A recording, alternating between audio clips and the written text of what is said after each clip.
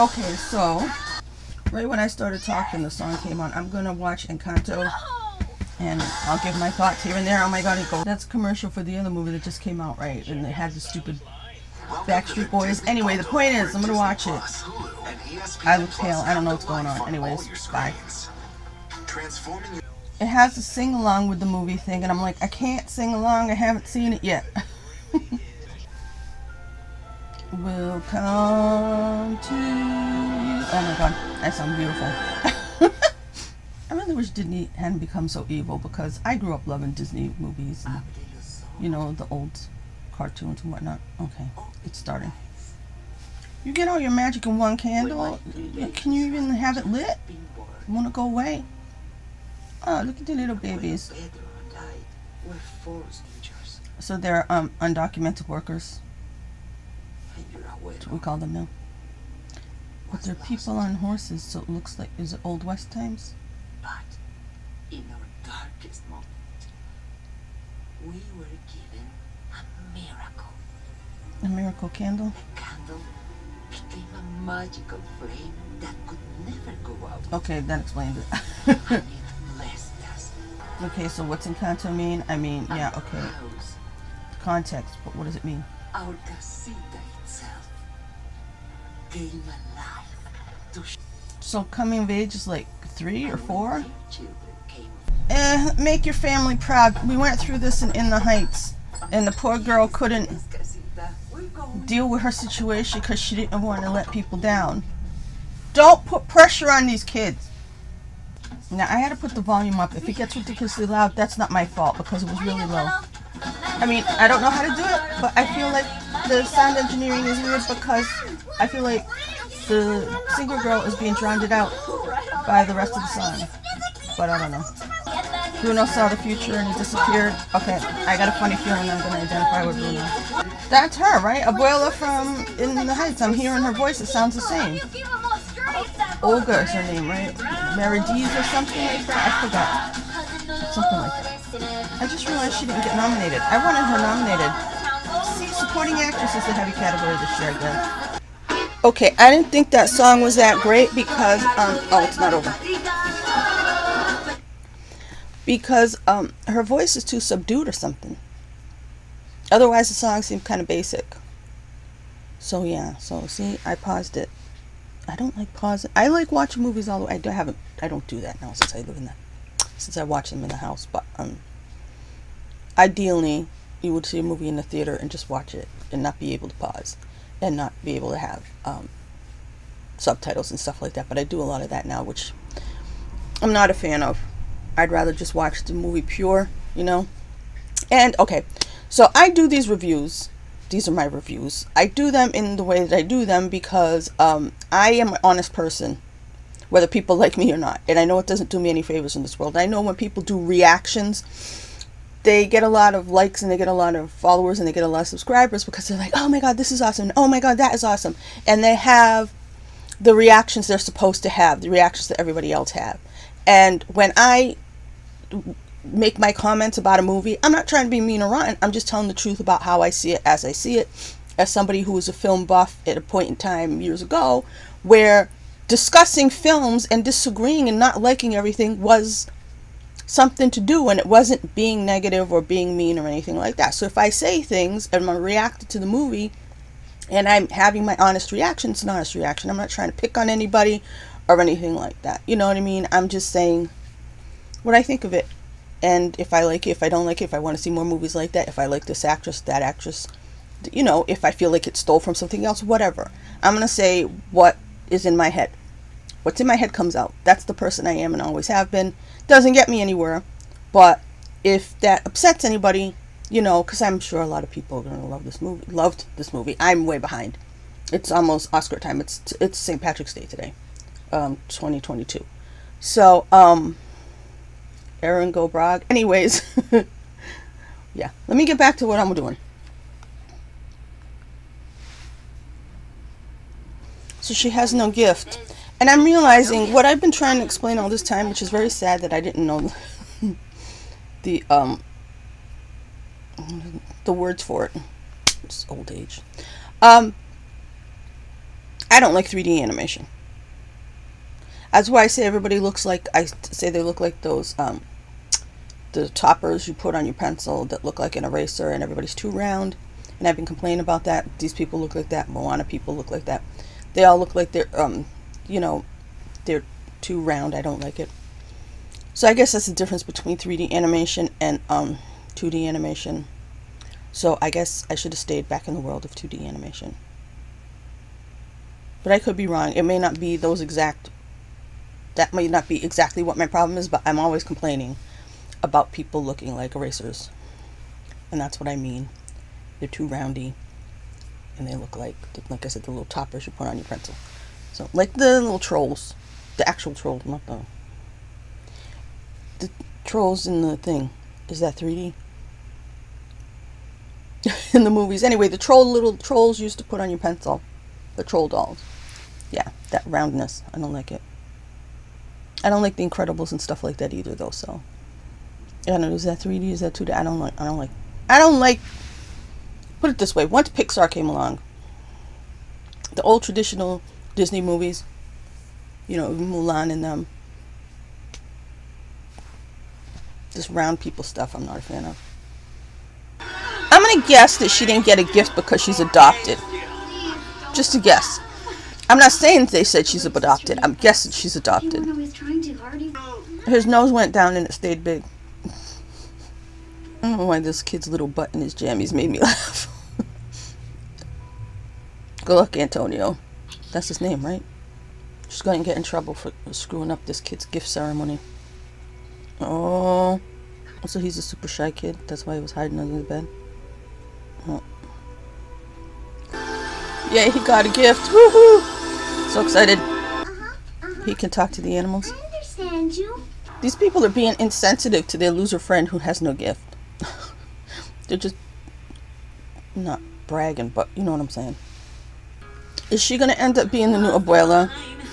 Does the abuela have a gift? Is her abuela-ness the gift? Because I'm thinking maybe she takes over. The only reason I said speculated it could be that she's adopted is because I assumed this gift thing was hereditary. There's nothing wrong with being adopted. Maybe her gift is breaking shit. Okay, this dance scene, nobody weighs anything. This is the kind of animation that drives me crazy. I mean, it's pretty obvious she needs to consult with Bruno. The hair animation looks really good, though. She's trying to be too involved. Maybe her gift would be, you know, minding your own business. Oh, I have no idea. But there is. Okay, Abuela can move stuff. Such a fine young man with a. Dolores is so much prettier than Isabella. I'm just saying.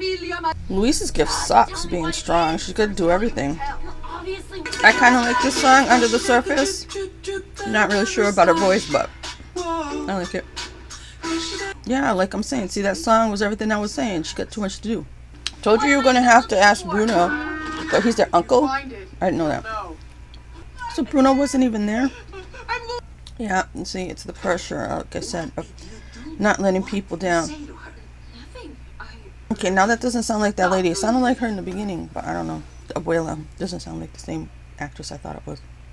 Yeah, this song is good, this Bruno song. Is it not nominated? Because I swear I looked at the songs yesterday and didn't see this. Yeah, it says some other song from Encanto, which, yeah, no, that was a really good song. Maybe the magic is being ruined because she's not supposed to marry him. Dolores is. Because Dolores likes him.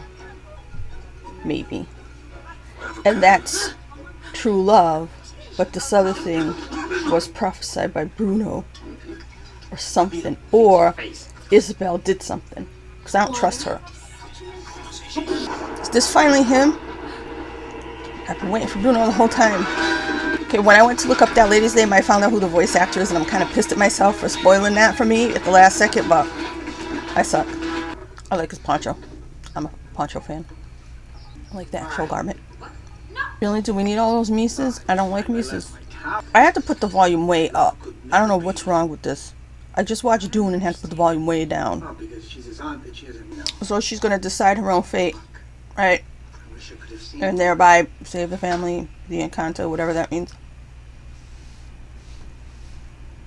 Yeah, do another vision. Come on. Yeah, I don't want to hug Isabella either. Is she perfect? You can still marry that big dumb hunk. I never wanted to marry. She doesn't want to marry him. Well, what's her face wants to marry him? There's the answer. Give him over to the doors. This girl's got a good voice. I'm gonna check. Diane Guerrero. I don't know her. Some of that animation made me feel yucky, like dizzy. See, this is what I mean, not being good enough. I can't with this. If she doesn't have a gift, how come the house listens to her and protects her? Oh shit, it went out. She's breaking things that need to be broken, right? Oh, here comes Abuela. She's gonna push her into the river, right? By the way, I thought Lin-Manuel Miranda made this. Not kidding. So I had thought that he was relinquishing his push for In the Heights because of this movie. I don't know why I thought it. I'm not saying he's the only person who can make movies that are somewhat Spanishy, but I thought that was the case. So now I don't understand anything at all because In the Heights was great, and now I'm just upset. Now I really thought that was that lady's voice though in the beginning too. This is what I'm saying. See, brain does things. I don't know why they're making Bruno ridiculous, you know, because that's not funny. Ridiculous isn't funny. Like the falling down and Jar Jar-ness. What's happening? Where are we The going? slapstick that doesn't work. She sounds like her again. Is she her when she sings? Is that what it is? Wait a minute.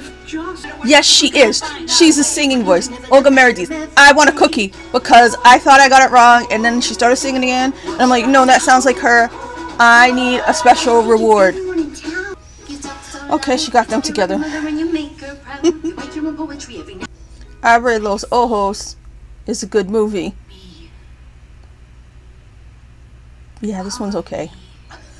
And Lin-Manuel Miranda did the songs. Okay, I don't want to hear this anymore because I thought I knew stuff. I went to the IMDb. It told me I was wrong. Then, like, I gotta go digging now. No, this is stupid. When they made the whole internet for thumbs, it ruined everything. It made me think I was wrong. I like it. I say 6 out of 10. No, wait, 7. Because it's better than 6. But like I said, In the Heights is like 100 times better than this movie. Because it's that good. So I just don't know what happened this Oscar season, this year, the push, the non-push. I don't know. See, what I'm saying is, I didn't see the other.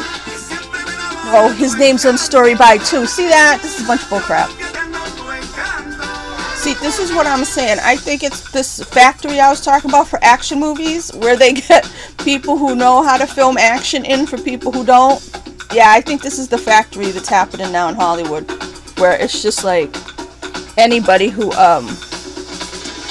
where's the mute button? Lost it. Anyways, where they have people come in who pause it.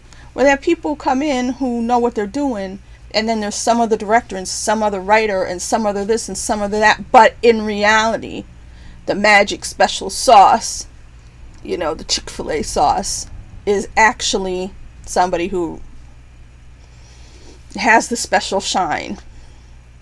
And I'm not saying these people aren't talented or whatever, but again, I don't know what's really going on, but I suspect, because I made this allegation, this supposition, whatever the hell I made a thing. I supposed that the reason I love Black Widow, which is sad, was that other, like I said, there's a factory to it, and I'm not saying that the person who directed it or the person who directed this or any of these things, they don't have talent and stuff like that, but when it's brand new people and you feel like you're picking up the flavor of something else, or it's like a little bit too good, and then you say, okay, well, maybe there are uncredited people coming in and helping out, you know, or even credited people, and there's such a factory now, there's such a setup where the people who know what they're doing have delegated down,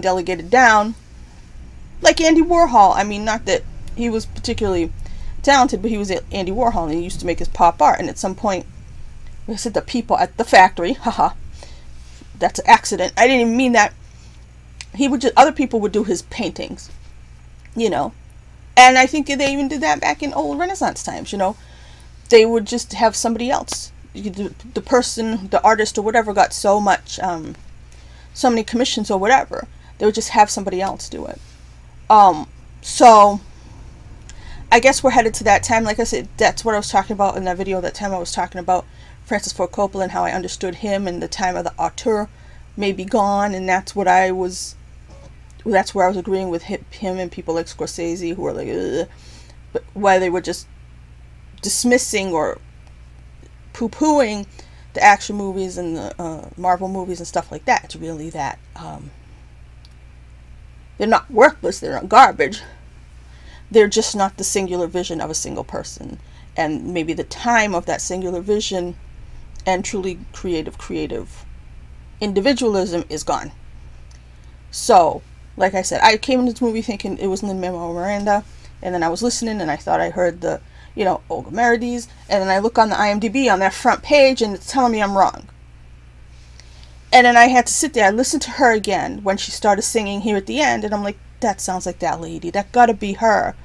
I know I looked it up and it said it's another actress. Then I looked on the whole long page of that looks like the IMDb used to, where it's the whole list, and Olga Meredith's name is there, and Lin-Manuel Miranda's name is there, but on that front page, you know what I mean? So yeah, I'm giving this movie a 6 out of 10. No, 7 out of 10, because I did like a couple of songs, but again, whose fault is that? And I'm not the biggest fan of this guy. I don't know, when he first came up, I thought he was kind of, I don't know, conceited. Or I don't like when people are overhyped. And he didn't do that. But, you know what I mean? So, and I don't like the rapidy stuff of, like, rap sounding thing of Hamilton. I always end up shutting it off. I've never completed it because I just don't enjoy that kind of rap talky stuff. But I loved In the Heights. And I wish it was nominated for Best Picture. I've only seen 2 of the Best Pictures nominees, I think. King Richard and Dune.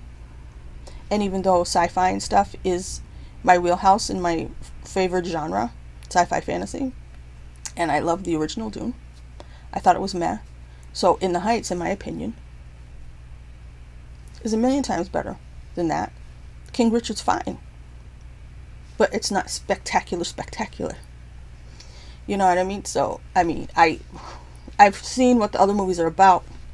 Coda may be great. That's not really my thing. These smaller movies,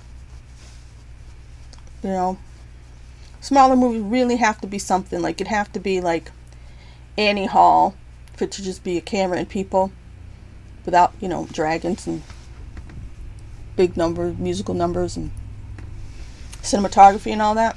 What else is there? Belfast I haven't seen. I don't like the look of it, that kind of black and white that's just gray. Kenneth Branagh is a good director. I don't like him as an actor. But, yeah, I started talking too much. But yeah, I'm giving this movie a 7 out of 10.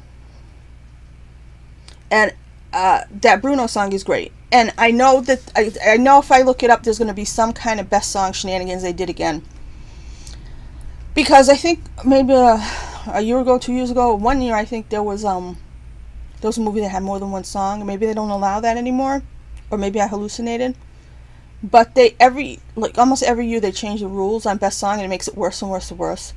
Going back to Come What May, and Come What May from Moulin Rouge not being able to be nominated, which should have won. And anybody would have told you, oh, that's the best song in the movie this year, that should win.